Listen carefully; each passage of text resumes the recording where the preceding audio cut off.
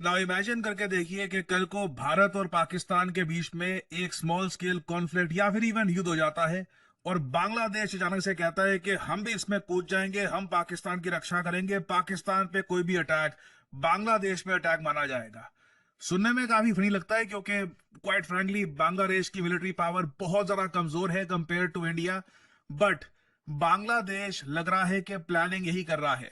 Recently इस topic पर बहुत सारे आर्टिकल्स पब्लिश हुए थे। By the way, welcome to career 247। मैं हूं प्रशांत धवन और यहां पे आप देख पाएंगे article, Pakistan Bangladesh move towards mutual defence agreement. जी हां, म्यूचुअल डिफेंस एग्रीमेंट का मतलब यही होता है जो पाकिस्तान ने साइन किया है सऊदी अरेबिया के साथ। कल को अगर सऊदी अरेबिया पे अटैक होता है या फिर पाकिस्तान पे अटैक होता है, दोनों देशों पे अटैक होता है, तो दोनों कंट्रीज मानेंगी कि उन पर अटैक हुआ है। बेसिकली एक पे अटैक तो दूसरे पे attack.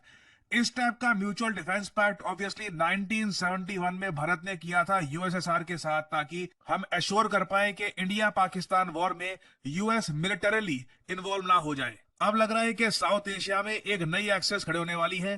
Pakistan Bangladesh defence pact पे बताया जा रहा है काम शुरू हो चुका है। देखो, अभी रिसेंटली जो उस्मान हदी की डेथ हुई है बांग्लादेश में, जो एक अननोन मैन घूम रहा है कि करके, जो भी जो आप कह लीजिए रेडिकल लीडर्स है बांग्लादेश में, उनको गोलियां मारी जा रही हैं। वहां पे बांग्लादेश की जो जनता है ना, मैं देख रहा हूं उधर एक एक बड़ा अजीब सा वहां पे एक जुनून सा आ चुका है लोगों को कि इंडिया को अटैक करना है। ठीक है, इंडिया की सेवन सिस्टर्स को कट ऑफ करना है, आइसोलेट करना है। कई मैंने वहां पे नारे देखे हैं, यंग लड़के सड़कों पे नारे लगा रहे हैं कि जी बाबर की राह पे चलना है, सेवन सिस्टर्स को आइसोलेट करना है। Again it doesn't really make any sense. But Bangladesh as a country आप अगर देखो तो 1971 में इन लोगों ने कॉन्फ्लिक्ट देखी थी, बट उसके बाद कभी भी इस कंट्री ने वॉर देखी नहीं है। इस कंट्री को पता नहीं है कि वॉर में होता क्या, और स्पेशली अपने साइज से कई गुना बड़े एक देश इंडिया से अगर जब भिड़ना हो तो उसके रिस्पॉन्स में फिर बांग्लादेश में क्या होगा, क्या तबाही होगी, क्या वहां पर डिस्ट्रक्शन होगी। क्लियरली ये लोग इस चीज के बारे में सोच नहीं रहे, बस एक जुनून सा है कि कैसे भी करके इंडिया को टारगेट करना है। और इसी बीच बताया जा रहा है कि बांग्लादेश की सरकार इस चीज को एक्सप्लोर कर रही है कि पाकिस्तान बांग्लादेश एक म्यूचुअल डिफेंस एग्रीमेंट साइन कर सकते हैं। ये जो आइडिया है डिफेंस एग्रीमेंट साइन करने का, ये ऑब्वियसली कई कंट्रीज को आ रहा है आज के समय, क्योंकि जो सडनली सऊदी अरेबिया पाकिस्तान का डिफेंस पैक्ट साइन हुआ है, उसके बाद से देखिए कतर, इवन बांग्लादेश और कुछ और जो इस्लामिक कंट्रीज हैं, वो पॉसिबिलिटी एक्सप्लोर कर रही हैं कि पाकिस्तान के साथ डिफेंस पैक्ट साइन हो जाए। रीजन बहुत ही सिंपल है, पाकिस्तान के न्यूक्लियर वेपन्स। न्यूक्लियर शेयरिंग एक बहुत ही इंपॉर्टेंट कॉन्सेप्ट है इंटरनेशनल रिलेशंस, जियोपॉलिटिक्स में, जो आने वाले कई दशकों में बहुत बार रिपीट होने वाला है, स्पेशली एशिया में। यूरोप में तो ये बहुत कॉमन है। फॉर एग्जाम्पल, नेटो के कई देश हैं, उनके पास खुद के न्यूक्लियर वेपन्स नहीं है, मगर वो यूएसए के न्यूक्लियर वेपन्स को अपने देश में रखते हैं। इसको कहा जाता है न्यूक्लियर शेयरिंग, कि जी यूएसए के न्यूक्लियर वेपन्स है, हम अपने कंट्री में रख रहे हैं। उससे उनको एक आप कह लीजिए फीलिंग आती है कि कल को अगर हम पे कोई अटैक करने का सोचता है तो उसके माइंड में रहेगा कि इस कंट्री में भी न्यूक्लियर वेपन्स डिप्लॉयड हैं जो यूज हो सकते हैं। नाउ न्यूक्लियर शेयरिंग का जो कॉन्सेप्ट है, यूरोप से इंस्पायर होकर धीरे धीरे एशिया में आएगा। जो सऊदी अरेबिया पाकिस्तान का डिफेंस पैक्ट है, इसको मैं एक्चुअली एक प्रॉपर डिफेंस पैक्ट मानूंगा नहीं, क्योंकि आप जानते हैं, मैं जानता हूं, कल को मान लीजिए पाकिस्तान पे कोई देश आक्रमण करता है, सऊदी अरेबिया कुछ नहीं करने वाला। ना ये अपनी सेना भेजेंगे, ना ये कुछ भेजेंगे। They won't be doing anything. ये बेसिकली न्यूक्लियर शेयरिंग या फिर न्यूक्लियर सर्विस बाइंग हो रही है। उसके बदले में सऊदी अरेबिया फंडिंग प्रोवाइड करेगा पाकिस्तान को, और बीच बीच में आसिम मुनीर या फिर जो भी यहाँ पे डिक्टेटर राज कर रहा होगा उसको ये अवार्ड देते रहेंगे। फॉर एग्जाम्पल, आसिम मुनीर को रिसेंटली सऊदी अरेबिया ने दिया है किंग अब्दुल अजीज मेडल, जो सऊदी अरेबिया का हाईएस्ट ऑनर है। इंटरेस्टिंगली, ये जो अवार्ड है ये पीएम मोदी को दिया था सऊदी अरेबिया ने साल 2016 में। हालांकि ये थोड़ी सी हायर कैटेगरी का अवार्ड था। ये कैटेगरीज में होते हैं मिलिट्री, सिविलियन, और फिर ग्रेड 1, ग्रेड 2, ग्रेड 3, ग्रेड 4 के हिसाब से ये लोग रखते हैं। तो पीएम मोदी को उस सब के बियॉन्ड एक स्पेशल ग्रेड का ये ऑनर दिया गया था। आप देखोगे यहाँ पे आसिम मुनीर को ये अवार्ड देने के लिए मोहम्मद बिन सलमान भी नहीं आए। बट सऊदी अरेबिया को ये बताए कि भविष्य में ईरान के पास अगर न्यूक्लियर वेपन आ जाता है या फिर कभी भी कुछ न्यूक्लियर थ्रेट का इशू आता है, ये लोग पाकिस्तान को कह सकते हैं कि अपने कुछ न्यूक्लियर वॉरहेड हमारे देश में भी रखो, ताकि बाकी रीजन को एक मैसेज चला जाए कि अचानक से सऊदी अरेबिया के पास न्यूक्लियर वेपन्स आ चुके हैं। तो बांग्लादेश का केस भी काफी हद तक यही अपीयर होता है। अब एक बार को आप कह सकते हैं मे बी, बांग्लादेश ये सोच रहा है कि कल को ये इंडिया के नॉर्थ ईस्ट पे अटैक करेंगे, पाकिस्तान कश्मीर जो है रीजन वहां पे कुछ कारगिल हाइट्स फिर से कब्जाने का प्रयास करेगा, ये डबल अटैक करेंगे भारत पे, तो इनको लग रहा है कि कुछ जीत जाएंगे। देखो, आई मीन मुझे यही बोलना पड़ेगा, कोई बहुत हाई लेवल का संघी जनरल कोई आ गया वहां पे, या कोई मतलब एक ऐसा आदमी जिसको डिफेंस के बारे में कोई नॉलेज नहीं है, वो ही डिसीजन लेगा इंडिया के अगेंस्ट कोई मिलिट्री एक्शन लेने का। India is far more superior than Bangladesh. हम लोग बांग्लादेश को आई मीन हर तरफ से पनिश कर सकते हैं। ऑब्वियसली हम चाहेंगे नहीं ऐसा। काफी अच्छा रिलेशन है बांग्लादेश के हमारे साथ, और historically Bangladesh as a country ही भारत की वजह से आया है।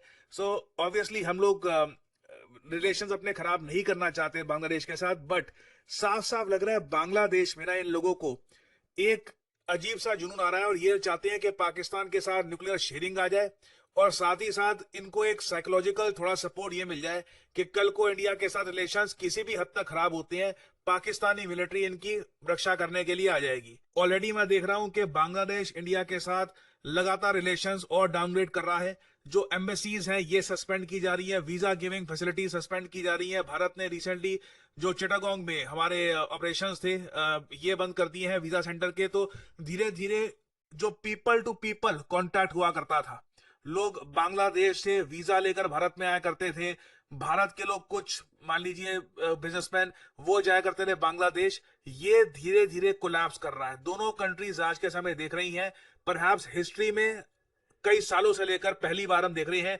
दोनों कंट्रीज के रिलेशंस रॉक बॉटम हिट करने वाले हैं। और भारत के लिए मेरे ख्याल से बहुत ज्यादा इंपॉर्टेंट है कि हम रेड लाइंस ड्रॉ करें। आपने देखा होगा जो ये कई बड़े देश हैं ये कॉन्फ्लिक्ट से पहले रेड लाइन ड्रॉ कर लेते हैं कि देखिए ये है लाल रेखा, ये आपको नहीं लादनी। अगर आपने ये कर दिया तो इंडिया की तरफ से मिलिट्री एक्शन आप एक्सपेक्ट कर सकते हैं। कहीं ना कहीं भारत को बोलना होगा कि अगर न्यूक्लियर शेयरिंग का यहाँ पे मामला आता है, या फिर पाकिस्तानी ट्रूप सेंटर करते हैं बांग्लादेश में, कुछ ऐसा दिखता है, तो परहैप्स इंडिया को एक मुश्किल निर्णय लेना पड़े।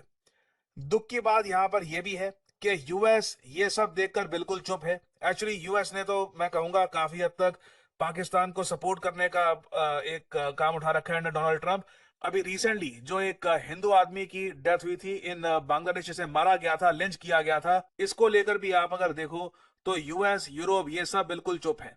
भारत ने आलोचना करी इस अटैक की, तो बांग्लादेश ने रिजेक्ट कर दिए भारत के कंसर्न्स, ये कहा कि ये तो एक आइसोलेटेड इंसिडेंट है। जबकि आप अगर हिंदूज की पॉपुलेशन देखें इन बांग्लादेश, ये सब जो डेटा है इट इज रेडिली अवेलेबल, आप इसको ऑनलाइन देख सकते हैं। बांग्लादेश जब बना था 1971 के आसपास, उस वक्त आप कह लीजिए हिंदूज की आबादी यहां पर थी टोटल पॉपुलेशन में 13.5%। उससे पहले ये 18% हुआ करती थी 1961 में। फिर 1971 में ये आप अगर देखो तो लार्ज स्केल किलिंग हुई थी हिंदूज की, कई हिंदूज इंडिया में भी आ गए थे, तो एक बड़ा परसेंटेज ड्रॉप हुआ। तब से लेकर अब तक आप देख लो कि 1974 में टोटल पॉपुलेशन का 13.5%, अब ये गिर गिर के 8% से भी कम हो चुका है। जो लेटेस्ट सेंसस का डेटा आएगा बांग्लादेश में, इसके बाद लग रहा है कि परहैप्स ये परसेंटेज और जरा गिर सकती है। और लोग एक्चुअली रियलाइज करते नहीं है कि कितनी बड़ी बात है। बांग्लादेश में ना इंडिया और नेपाल के बाद सबसे ज्यादा हिंदूज आपको मिलेंगे। जी हाँ, world's third largest Hindu population आपको मिलेगी बांग्लादेश में। और ये लोग खुद को कैसे बचा कर रखें, मोहम्मद यूनस की रिसेंटली एक वीडियो सामने आई थी, वो कहते हैं कि हिंदूज को ये नहीं बोलना चाहिए मैं हिंदू हूं, बचाओ मैं हिंदू हूं, इनको बोलना चाहिए मैं बांग्लादेशी हूं, मुझको बचाओ। अब क्वेश्चन बार ये भी आता है किससे बचाओ, कौन लोग हैं जो अटैक कर रहे हैं। कोई खुल के यहाँ पे बात तो खैर होती नहीं है, बट इंडियन गवर्नमेंट को क्लियरली आने वाले समय में कुछ डिफिकल्ट डिसीजंस हो सकता है कि लेने पड़े रिगार्डिंग बांग्लादेश। ऑब्वियसली हम लेना चाहते नहीं है, बट एक कंट्री जब हेलमेंट ही हो जाता है कि जी हमको तो कुछ बड़ा करना है, हम यहाँ पे इंडिया के अगेंस्ट कुछ जो 7 सिस्टर स्टेट्स हैं उनके अगेंस्ट कुछ बड़ा करेंगे, so eventually India will have to take some action. तो आने वाले समय में देखिए पाकिस्तान बांग्लादेश का जो डिफेंस पैक्ट है ये बहुत ही ज्यादा न्यूज में रहेगा, बहुत सी अपडेट्स आएंगी। I will keep on making updated videos for you all, क्योंकि इसका एक बहुत ही डायरेक्ट इम्पैक्ट होता है भारत पे। और फाइनली यहाँ पे आप लोगों से मैं सवाल पूछूंगा, एंटार्क्टिक रीजन में भारत का एक रिसर्च स्टेशन ऑलरेडी है मैत्री के नाम से, अब हम मैत्री 2 यहाँ पर बिल्ड करेंगे, 30 करोड़ की लागत यहाँ पर लगेगी। एक रिसर्च स्टेशन होगा भारत का यहाँ पे साउथ पोल रीजन में। आपको बताना है कि ये जो मैत्री 2 रिसर्च स्टेशन है, ये किस साल तक भारत बना लेगा, किस साल तक इसको कंप्लीट कर लिया जाएगा। ये है यहाँ पे आपकी ऑप्शंस, 2032, 2050, 2025 या फिर 2040। कमेंट सेक्शन में करिए उत्तर। जो लोग देंगे सही आंसर उनकी कमेंट को मैं दे दूंगा हार्ट, ताकि बाकी लोग समझ पाए कि सही उत्तर क्या है। आने वाले 20 से 30 सालों में भारत की इकोनॉमी को एक बड़ा बूस्ट मिलेगा डेटा सेंटर से। ऑलरेडी आपने देखा होगा Amazon, गूगल, माइक्रोसॉफ्ट ये बिलियंस ऑफ डॉलर्स की इन्वेस्टमेंट कर रहे हैं भारत में। और इस इन्वेस्टमेंट से होगा क्या, भारत में बनाए जाएंगे major data centres world class facilities के साथ। और इन डेटा सेंटर्स में सबसे ज्यादा नीड होने वाली है डेटा साइंटिस्ट की। आने वाले समय में मैं आपको बता दूं, भारत में जिसको डेटा साइंस की जानकारी होगी, जो इस फील्ड में एक अच्छी नॉलेज प्राप्त करके बैठा होगा, वो अपने करियर को नेक्स्ट लेवल पे ले जा सकता है। और ऑलरेडी करियर 247 का डेटा साइंस कोर्स आज के समय भारत में कई एस्पिरेंट्स को अपस्किल कर रहा है। ऑलरेडी आप अगर देखें तो भारत में अगर एक डेटा साइंटिस्ट की एवरेज सैलरी आप नोट करो तो ये साल का 12 लाख से लेकर 16 लाख के आसपास कमा रहे हैं। और जैसे जैसे इनका एक्सपीरियंस बढ़ता है, इनकी सैलरी काफी बार 20 से 25 लाख रुपए भी आराम से पहुंच जाती है, क्योंकि डेटा साइंटिस्ट की डिमांड बढ़ रही है। और आगे जाके आप इमेजिन कर सकते हैं, जब एक बार भारत में ये डेटा सेंटर्स बन जाएंगे विद इन 2-3 इयर्स, अचानक से आप देखोगे डेटा साइंटिस्ट की डिमांड बहुत ज्यादा बढ़ने वाली है और इनकी सैलरीज में भी एक बहुत ही बड़ा अप मूव आएगा। और यहाँ पे आपका एक सवाल ये भी आएगा कि आखिर ये डेटा साइंस कोर्स किसके लिए होता है। टाइटल अपने आप में बड़ा हैवी लगता है, डेटा साइंटिस्ट। इसके लिए तो मैथमेटिक्स में आपको बहुत अच्छा होना होगा और शायद कोडिंग स्किल भी आनी चाहिए। नहीं, ऐसा कुछ नहीं है। ये मत समझिएगा कि डेटा साइंस कोर्स सिर्फ उनके लिए है जो मैथमेटिक्स से बहुत प्यार करते हैं या फिर जो हार्ड कोर कोडर्स हैं। डेटा साइंस कोर्स उन लोगों के लिए है जो नेचुरली, जिनके माइंड में सवाल आता है कि डेटा को लेकर जो ट्रायजेक्टरी बन रही है ये क्यों बन रही है, क्या मैं कुछ मिस कर रहा हूं, क्या डेटा एक्सप्लेन कर सकता है कि आज के समय ये नंबर सामने क्यों आ रहे हैं। अगर आप लॉजिक से चीजें समझना चाहते हैं, स्टेप बाय स्टेप रीजनिंग करने की आपकी एबिलिटी है, आप में प्रोबेबिलिटी को लेकर एक अच्छी अंडरस्टैंडिंग है, तो बिल्कुल you can become a data scientist. और करियर 247 के डेटा साइंस कोर्स के साथ आपको पहली बात तो लाइव क्लासेस मिलती है, दूसरी बात आपको मिलेगा डुअल सर्टिफिकेशन। 2 सर्टिफिकेट्स आपको मिलेंगे, एक पीडब्ल्यूसी का और दूसरा करियर 247 नैस्कॉम सर्टिफिकेशन आपको अलग से मिलेगा। साथ ही साथ 100% करियर असिस्टेंस आपको दी जाएगी फ्रॉम करियर 247। हमारा जो लेटेस्ट बैच है डेटा साइंटिस्ट का, ये शुरू हो रहा है 20 दिसंबर 2025 से। पहली क्लास स्टार्ट हो जाएगी इस डेट से, तो आप जितना जल्दी एनरोल करना चाहें, इट विल बेनिफिट यू। और कुछ ही दिनों में मैं आपको यही बता दूं कि बैच में नए स्टूडेंट्स लेना भी हम क्लोज कर देंगे।